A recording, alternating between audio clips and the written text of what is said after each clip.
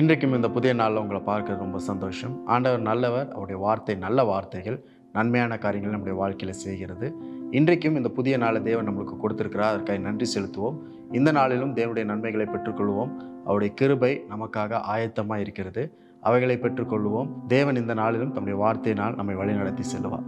மத்தேயு 7ஆம் அதிகாரம் 11ஆம் வசனத்தில் இப்படி படிக்கிறோம். ஆகையால் பொல்லாதவர்களாகிய நீங்கள் உங்கள் பிள்ளைகளுக்கு நல்ல ஈவுகளை கொடுக்க அறிந்திருக்கும் போது பரலோகத்தில் இருக்கிற உங்கள் பிதா தம்மிடத்தில் வேண்டிக் கொள்ளுகிறவர்களுக்கு நன்மையானவர்களை கொடுப்பது அதிக நிச்சயம் அல்லவா? நாம் நம்முடைய பிள்ளைகளுக்கு நல்ல ஈவுகளை, நல்ல பரிசுகளை, குட் கிஃப்ட்ஸை நம்ம கொடுக்குறோம். We are not good, we are evil, yet we give good gifts to our children. நாம் நல்லவர்கள் கிடையாது, பொல்லாதவர்கள் தான்.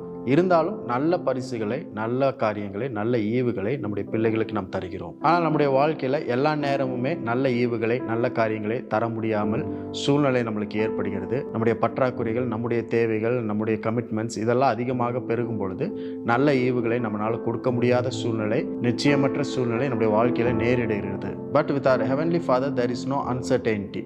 நம்முடைய பரலோக தகப்பன் இடத்துல நிச்சயமற்ற நிலை என்று ஒன்று இல்லவே இல்லை. எல்லாமே நிச்சயமான நிலை தான். அதுதான் இந்த வசனத்தில் படிக்கிறோம். அதிக நிச்சயம். பரலோக பிதா அதிகமான நன்மைகளை அதிக நிச்சயமாய் நம்முடைய வாழ்க்கையில் தருகிறார். ஒருவேளை நம்மனால கூட நம்முடைய பிள்ளைகளுக்கு எல்லா நேரமும் நன்மையான காரியங்களை தருவது நிச்சயமற்ற சூழ்நிலையாக இருக்கலாம். ஆனால் நம்முடைய பரலோகத்தின் பிதாவாகிய தேவன் நமக்கு அதிகமான நன்மைகளை அதிக நிச்சயமாய் தருவார். எப்பெல்லாம் அவர்கிட்ட நம்ம கேட்கிறோமோ, அவருடைய சித்தத்தின்படி நம்ம கேட்கிறோமோ, தேவன் நிச்சயமாக நன்மைகளை நம்முடைய வாழ்க்கையில் தருகிறார். When you ask your heavenly Father, it is certain that you will receive good gifts. God will give you much more gifts. ஒவ்வொரு நாளும் இந்த நிச்சயமற்ற உலகில் நிச்சயமான ஒரு நம்பிக்கை ஆண்டவர் நம்மளுக்கு கொடுத்திருக்கிறார். அதுதான் தேவன் வார்த்தை. அந்த தேவனுடைய வசனத்தை கொண்டு நாம் தேவனிடத்தில் கேட்கிற எல்லா காரியங்களும் நிச்சயமாக நம்முடைய வாழ்க்கையில் கிடைக்கும். அதில் எந்த அன்சர்டெயின்ட்டியும், நிச்சயமற்ற நிலையும் இருக்காது. இந்த உலகத்தில் எதையும் நம்பி நம்மளால் வாழ முடியாது. கொஞ்ச நாட்கள் நம்மளுக்கு கை கொடுக்குற காரியங்கள் எல்லாம் சில நேரங்களில் நம்மளை கைவிட்டு விடும். ஆனால் தேவன் ஒரு நாளும் நம்மளை கைவிடாதவர். எது மாறினாலும் தேவன் மாறாதவர். அவர் வார்த்தை மாறாது. இன்றைக்கும் உங்கள் வாழ்க்கையில் ஒருவேளை உங்களால் செய்ய முடியாத காரியங்கள் எதுவாக இருந்தாலும் தேவனிடத்தில் கேளுங்க, உதவி கேளுங்க. அவர் உங்களுக்கு உதவி செய்வார். நிச்சயமாக உதவி செய்வார். நிச்சயமான நன்மைகளை தருவார். நிச்சயமான கிருபைகளை தருவார்.